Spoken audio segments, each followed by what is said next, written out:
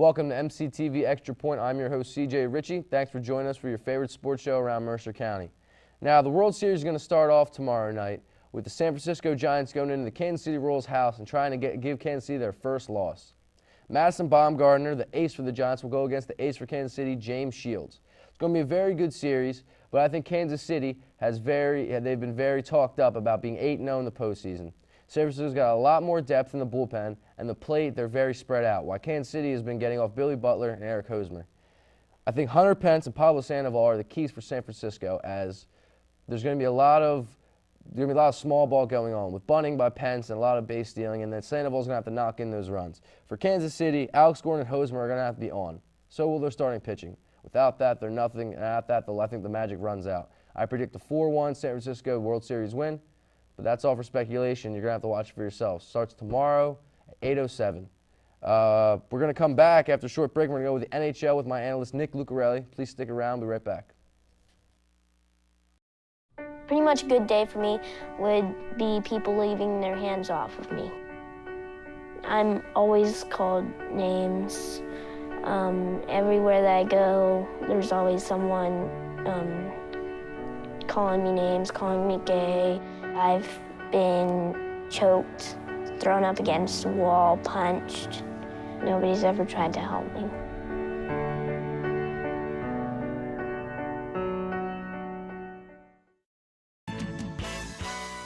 Welcome back to MCTV Extra Point. I'm joined with my guest, Nick Lucarelli, senior NHL analyst.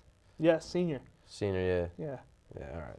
Now let's get right down to business. The three tri-state teams are off to both slow starts. The Devils are 3-2, which is kind of the hottest team. With the Flyers are 1-2-2. Rangers are 3-3. Who's been the most disappointing? Well, obviously, if you look at the records, the Flyers have been the most disappointing. But, I mean, it's way too early. We know it's an 82-game season. But you have to say the Flyers just because of their record and the way they've been losing games. That Montreal loss was rough, man. I'm sure you know. Any overtime loss is rough. Yeah, I mean, you have them pinned down like that, and then it's just you lose in overtime. It's really tough. But, you say the Devils are the hottest team, and if you asked me that a week ago, I would have agreed with you. But they've lost a couple now, and they started off as the hot team. But I got to go with, unbiasedly, the Rangers are the hottest team right now, having 2 straight wins. You beat San Jose 4-0. I know it was at the Garden, but, I mean, that's pretty impressive. That's two top West teams they've beaten now by substantial margins between the St. Louis Blues and the San Jose Sharks. If I had to pick the best team looking at it right now this minute, you got to go with the Rangers. But, again, it's so early.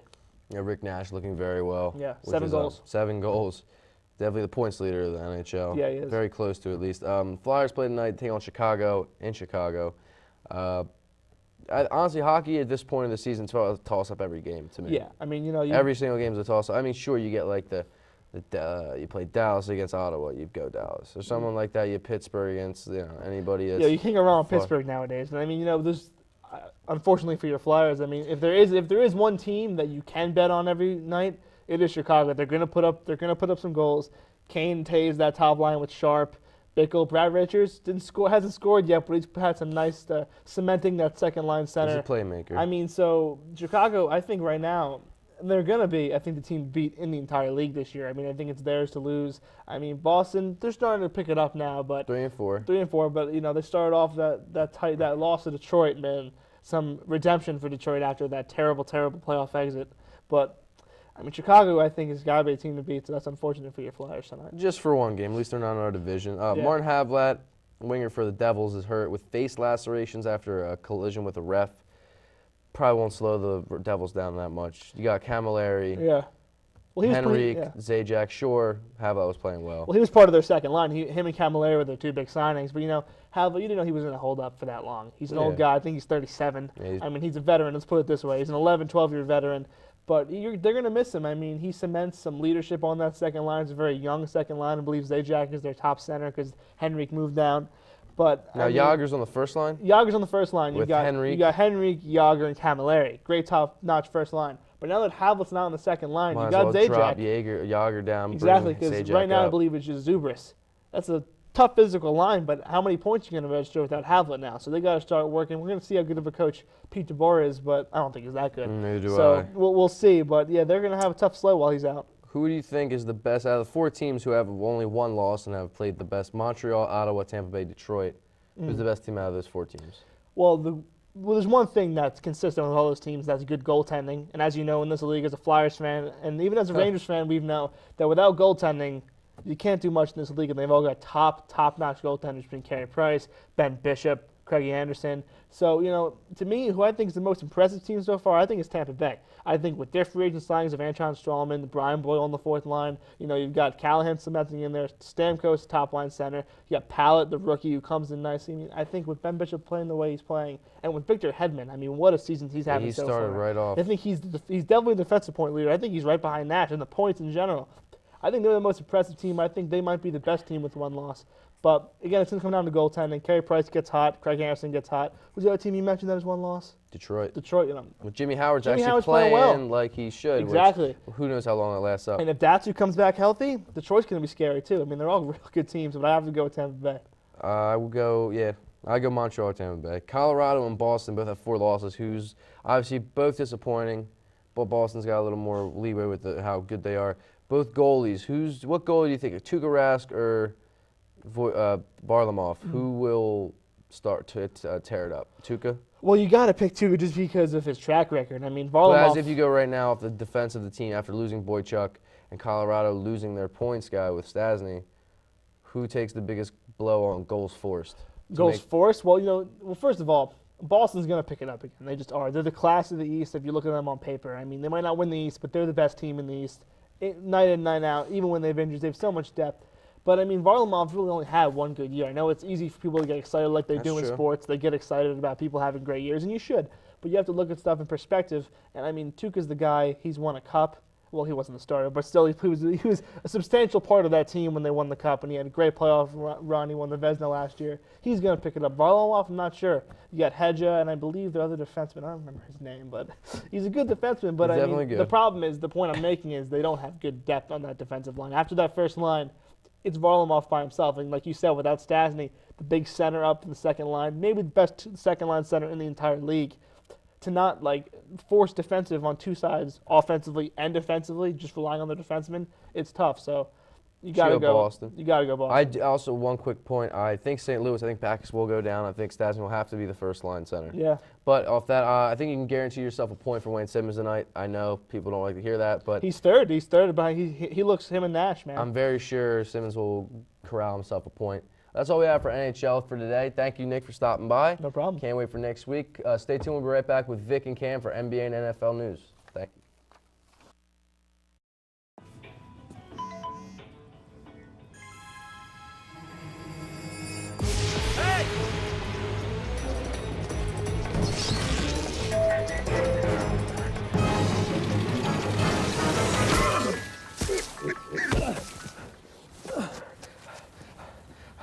So, same time next week? Well, of course. Put away a few bucks, feel like $1 million. For free tips to help you save, go to Feed the Pig. Welcome back to MCTV Extra Point. We're going to get right into our NBA analysis portion of the show. There's my analysts, Cam and Vic. What's up, guys? How you doing? I'm all right. Doing good, man. We're getting ready for another installment. NBA preseason is full swing. We're getting ready for the regular season going on. Some teams are looking great, some teams are looking bad. Uncharacteristically, two teams in certain, the Spurs and the Clippers are looking a little off. What do you got? Is there signs of real problems there, or is that just preseason, nobody worried about? Yeah, I think it's just preseason jitters. It's not really anything to worry about with the Spurs at all. I think Miami has more to worry about. Not looking. See, I didn't include them just for the fact because LeBron's not there. But they still are good. They still have the pieces to be a good team. Yeah, they won their last 2 games, so they're trying to shape up. They started off really bad. They lost 4 in a row, and so they're trying to pick it up. But I think there's nothing for the Spurs in particular to worry about. I have to agree wholeheartedly. It's just the preseason. The same thing applies in the NFL, which we will talk about later. It's just the preseason. My theory is if you're starting to do good in the preseason, you're going to lag off in the regular season. That's just my theory when it all boils down. Now, see, for the good teams, I think if you do well in the preseason, it shouldn't. I think if you do bad in the preseason, you probably be fine. But I think if you do good, I don't necessarily think you'll be off. Like the Raptors are a young team, and they're looking forward, and they're playing well right now. But when it comes down to the season, are they going to keep up the same momentum? They have to make the postseason. And just like you asked about the Clippers earlier, Clippers are usually a playoff team. They don't really go far in it, but them looking bad right now is not a testament to how they actually play in a regular season. So I have to agree with Cam on that. You can And start off the good Clippers, now. they're a really good team from Yeah. top to bottom. Yeah. Because, So as we say, like, they could have a starting 10 in most cases. Right. So is the Cavs, Golden State, and well, Utah's the exception. Utah, I think Utah is what you're talking about, where they're just going to fall off. Yeah. But I don't think Golden State, the Cavs, or the Raptors are really. I think each respectively will win their divisions. Personally, well, slide of the Trailblazers and Spurs. Lance Stevenson now on the Hornets, supposedly a comeback player from this year. What do you think? Think he's going to excel? Well, I mean, with that team around you, can you really excel? Well, hopefully he will. More than likely will win Most Improved Player of the Year. I was looking for him to win it last year, but Goran Dragic, he won it last year because of that. That stipend his field goal percentage, and he did help improve that Phoenix Suns team. But you could be the most improved player, and it has nothing to do with team play at all. Because you saying that Lance Stevenson should have won it last year on the Pacers team, that was actually a pretty good team, but they still didn't go anywhere. I was just saying that because like he improved his numbers around him. He did improve But now his numbers trying to in do that with a new he team, improved his numbers in every we have box, to see that actually So come into fruition. now he's got to be the star. Now he's got to do what Exactly, James Harden and I tried don't to think do. he's ready for that yet. But it's going to be not tough to that improve. time. He's still a young guy. It's going to be tough to improve of what he already did last season. So I think he can't even get any better than what he already did from last season. And I agree with that. And especially with a new team, I think he might actually be a little worse than he was last season because he had a better team around him with the Pacers. You know what? It's going to be interesting. We got to wait for the season. It sucks Right. to have to wait. But it's going to be an interesting season. Hopefully we'll see LeBron, Durant being hurt, Kobe coming back. Who knows? Right. Moving on, let's get to the real sport that everyone and everything matters, the NFL. Let's start off with the Dallas Cowboys and New York Giants in Jerry World down in Dallas, Texas. I was actually thinking that the Giants were going to win this one. We So talked did about I. this last all week. three of us did. And So did I. when they were tied up at 14, I was thinking it was a pretty good thing that was going on. But even the score doesn't justify the turn of the game. After a while, you could just tell that the Giants were falling apart, and the Cowboys were starting to look really good. Three things happened that I think there's locks to happen every game. Eli, after a bad game, looks good. He has Right. 3 touchdowns, only incompletes 12 passes, doesn't get over the 300 mark, but he throws a well game. Romo has a pick, and DeMarco goes up to 128 yards and a touchdown. And that just, even though Romo's always got his pick going on, that's a recipe for a Dallas win. I mean, Because everyone around Eli could not pick up the pace. it wasn't going on for them. They didn't really have any running going on, and the Giants are not really a running team They like don't that. have but- that dominant running but back, it- so but it's you going to be need tough it. for them to get that running game going, as you know. Exactly. You need it going for your team at the end of the day, because if you can't get any run going and you're just throwing, it's not going to really do anything for your team like that, especially when your quarterback, because that third touchdown that Eli threw, it was a doozy. It really didn't matter. No, yeah, it was just trying to pick up the pieces. Exactly. So it doesn't count. Interesting news, Odell Beckham scores 2 touchdowns. So he's getting open. He's getting Right, open in the right. spots, Young but he only guy. has 32 yards. Right. 34 yards. 34. Excuse me. 2 touchdowns, 4 So receptions. that's going to be a tough thing for Philly to come back, and we'll talk about that a little later about their matchup next week.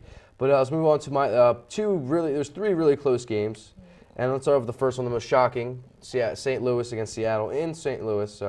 But Russell Wilson goes for 23 of 36, 313 yards, 2 touchdowns, and he rushes for over 100 yards and a touchdown. And Right. yet Seattle He had that still one really big run can't for win. 52 yards. I think that was his record right He there. also slid and was hit. He slid late and got hit. But which see, was the thing interesting with to that see. slide was he was indecisive with his slide. Oh, no, yeah, it shouldn't have So been a it was penalty. really, there was no penalty at all. It was, it was being talked about as it was something that, Oh, no, I don't went know. under the radar. But he was, he was in it, and he was pump faking, and you can't do That's what stuff happens. like that. And, they go too easy on quarterbacks for certain things. So that was expected. But the game altogether, I said it last week, I think that the Cowboys opened up Seattle for everybody else.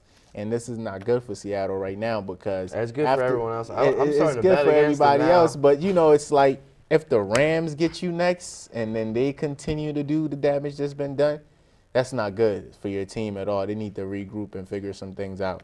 I do see Seattle bouncing back next week, but who knows? Maybe they're 3-4 next week. Maybe the Rams were 3-4 too. Yeah, who knows? The 4th down punt fake, unbelievable. Oh, that was And great. That was That was like something out of Madden or something. It was I don't know how you confuse it was everyone on awesome. the field. Yeah. But Do you think my question? I just had one question for both of y'all real quick. Do you think it's the right time for the Seahawks to start panicking?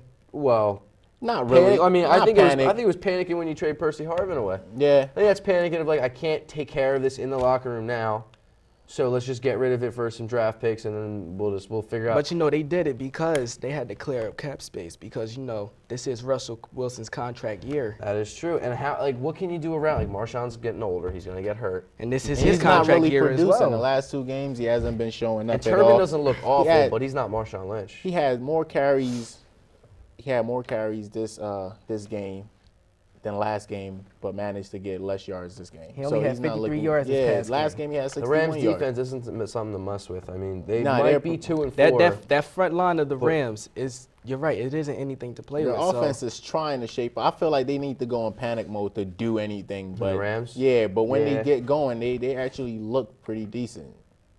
Well, you know what? Hopefully the Rams keep winning. Cause me and Nick Lucarelli, and I think maybe you can. Yeah, all three of last us, year we picked our NFC. We did pick them as a surprise Our team. NFC so. surprise team was the St. Louis Rams, so maybe we picked them just for a surprise game. Cleveland, on the other hand, is still in the middle, and that was our AFC surprise team. Now moving on, this game up in Detroit. The Saints and the Lions. The Saints stay on top of them the whole game. Drew Brees looking good. Doesn't throw a pick, but not above average.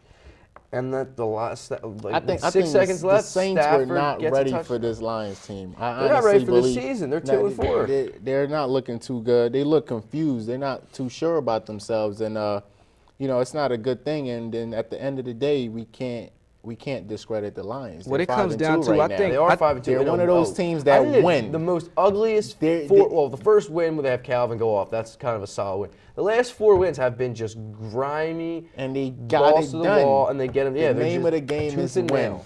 That's So- true. What it comes down to, I think everyone in this league, the teams that the Lions have played, everyone is underestimating this Lions team, because this season I am too. they're coming to play. Jim Caldwell, he's preparing this team every single week, and they're coming to play Well, football. you know what? Watch them play Green Bay, because that's what will show you what Yeah. team they are. I'll show you what kind of team the Lions are, because that's what's going to happen. And Rodgers going to go off. Interesting point. Golden Tate looking like a receiver. 10 receptions, 154 yards, and a Wow, touchdown. and a touchdown. That's a great day for Yep. anybody. Yeah, anybody. Now, quickly on the Denver game, Peyton Manning last night throws his historic touchdown. Demaryius Thomas catches 2. Frank Gore rushes for 9 attempts, 20 yards. It was just a rout. But, Peyton Manning does what he does best, and he's regenerating. But I don't want to stay on too much of him, because there was another great game with Kansas City and San Diego. 2 AFC West teams. Like, think about that division. You got Kansas City, San Diego, and Denver. That's so hard to play with. Right. Jamal Charles doesn't get 100 yards, but he gets a touchdown. And Phillip Rivers can't get over 210 yards passing against the Kansas City team in Arrowhead. What do you make of Kansas City's win there on a last-second field goal? I think we spoke about it, Kansas City being overrated last year, but this Now time they're they're underrated actually this year? underrated. Yeah. So, they say that Andy Reid, he knows how to coach quarterbacks well, Oh, and God. that's what they're doing. We don't want to talk about Andy Reid And too that's much. what they're doing. So, I was surprised that the San Diego lost, but they've been playing really good. So it's not time for them to panic at all. The Kansas City needed this win. They would have been 2-4.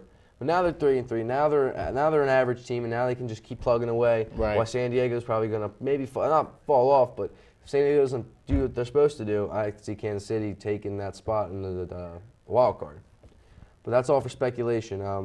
Anything to mention on Alex Smith or Antonio Gates or? San Diego, they had this little same problem last year. They always tend to sneak up on teams. They always tend to sneak up on the Denver Sneaked up Broncos. on the Eagles last year. They snuck up on the Denver Broncos as well. I'm looking for them to do the same thing. They play the Denver Broncos on Thursday, so we're going to see what happens with that. Short week for both teams, but San Diego gets 1 day rest, but Manning didn't really have to break a sweat. No, he didn't All play they the do- fourth quarter. No, At they all. had Brock Osweiler. Yeah, he Forgive me on the first name. he It's the wrong he name. had some nice throws. Nothing he happened with it, but I don't think If he's Manning- ever gonna get to play with Manning playing like Imagine that. Manning goes down, see what happens. But Right. next week's games, as you said, San Diego, Denver, Thursday. We have Philly versus Arizona, battle of 5-1 teams in Glendale, Arizona, at the University of Phoenix Stadium. It's going to be interesting. I'm picking Philly. I'm Arizona's picking Philly a hot as well. team right now. Yeah. Philly had a great win. Let's see if they're not riding too high. But it'll be awesome to see how Shady McCoy does again, how Patrick Pearson in that secondary try to tear apart Nick Foles.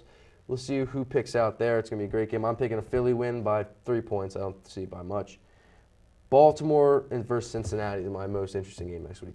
Cincinnati's gone 2-1 in the past 3 games. You usually can't say that in football. They've tied, and they lost 2. They lost horribly, too. So they and Baltimore just keeps scoring points. So that's not a good thing. That's surprising for them. Yeah, actually. Baltimore, right? I can't believe it. And then if you have a team that's scoring points against a team that just got shut out, that might not be looking. And you have a team that can actually, you have a team that can score points and a team that can play defense. That's a good balanced attack that you have right there. Problem about Cincinnati, Burfict goes out again, leads with his helmet against Luck. Now he's got a neck injury. He's not coming back. He just got back from a concussion. Now he didn't even get concussed, but he ruins his neck. Right. Now his head and his neck are messed up, and he's a linebacker. Smells trouble. But I do think Cincy will pull this one out because they're at home, and they need a win. They need a win. And Baltimore, they're riding high. Usually you get knocked down in the NFL when you ride high. Or you don't, or you keep going. They could be 6-2, and Harbaugh might. Like the Ray Rice thing might have been good for him. Now they're not. Like it was a distraction, but now they're so focused on football and hate everything else that's going around. Exactly. The only thing to do is win. But that's great for the NFL, and I can't wait for next week. I'm excited for that Arizona Philly game. It's 4:05, 4:25 on Fox. Get ready, everyone. But that's all we have for NFL. Stay tuned with us next week. We'll get back to you on all the games. All right. Next when we come back, NASCAR Overdrive with Nick and Mike. Stay tuned.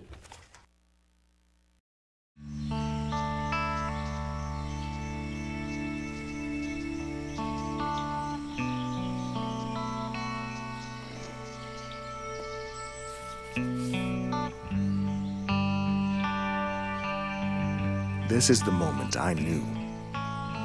His future had no boundaries. There are some moments only the forest can inspire. Find yours at discovertheforest.org. Welcome back to MCTV Extra Point. I'm your host, CJ Ritchie. As you know, Nick Lucarelli joins me back, and Mike Nebbia for NASCAR Overdrive. What's up, Mike? Let me get off. You happy to be here again? Yeah. Now, who won? The race was at Talladega Motor Speedway? Talladega Superspeedway in Alabama, a 2 2/3 mile oval where anything and everything can happen in a flash. Now, what happened? Who did, for most novice people that watch NASCAR, did Jimmy Johnson, for Nick, and then some other people, did Jimmy Johnson, the other big guys make it, Jeff Gordon? Gordon made Jr.? it. Junior and Johnson did not. Wow. And Gordon did not win the race. Gordon finished 19th, yet still made it into the third round of the chase, the eliminator round. Wait, so Jimmy Johnson did not make it? He did not make it. That's got to be a big His upset, quest right? for a 7th title is over. Wow, that's rough. So who led the polls? Who won? Brad Keselowski won with a last lap pass on Ryan Newman. And it took 2 green-white checker finishes to settle it. Was he like predicted to have a nice finish, or what's his name, Keselowski? Keselowski. Was he predicted to have a nice race? He was not predicted to have a nice race. He was predicted to be dead in the water. Oh, so he came out as an upset then, a Cinderella story. Yes. Yeah. He was 11th in the points heading into Talladega, needing a win, and he gets a win. That's great. That's good for him. At the last possible place you want to hang your season on. Talladega? Yes. Now, where's the next race in the eliminator round of 8? Where's the next race taking place? First race in the eliminator round at NASCAR's oldest track, Martinsville Speedway in Martinsville, Virginia. And it will be coming 10 years to the day at the Hendrick plane crash, the plane crash that killed 10 members of the Hendrick Motorsports family. Oh, my. So it will be a big race. Another for Hendrick Motorsports. Yeah, big race for Hendrick Motorsports, including Jeff Gordon. Yeah. Who does very well at Martinsville. Yeah, he's won there 7 times. Most recently, last October, with a last lap pass on Matt Kenseth for the victory there. Do you predict him to win this year too? Yeah, I'm predicting Jeff Gordon to win his 8th grandfather clock. That's the prize you get for winning Martinsville. The most. How many in a row does he have? If he wins this one, how many would that be in a row? It would be back-to-back Martinsville grandfather clocks in the fall race. He's won 5 in the spring race there, 3. It would be 3 in the fall race for him. All right. If he wins. Give me your prediction. Okay, so you pick Jeff to win? I picked Jeff to win at Martinsville. Who's going to be out of the 8 that finishes last? Out of all the 8 people that can win, who's going last out of them? It'll be Denny Hamlin, Ryan Newman. Ryan Newman. So what? Oh, I hate to say it. Carl Edwards. Carl Edwards. Gone. All gone. And It's like all the people I know. Yeah. I don't, They're killing off all the people I know. and the 2 of Keselowski. It's like Game of Thrones, being it. It's like Game of Thrones and NASCAR. NASCAR's like Game of Thrones. Keselowski wins, so pierogies for everyone. And that's all it is for MCTV Extra Point. I'd like to thank Mike Nebbia, Nick Lucarelli, Vic and Cam for being on for NFL and NBA. We're going to see you guys next week. Stay tuned. Good night, America. Good night.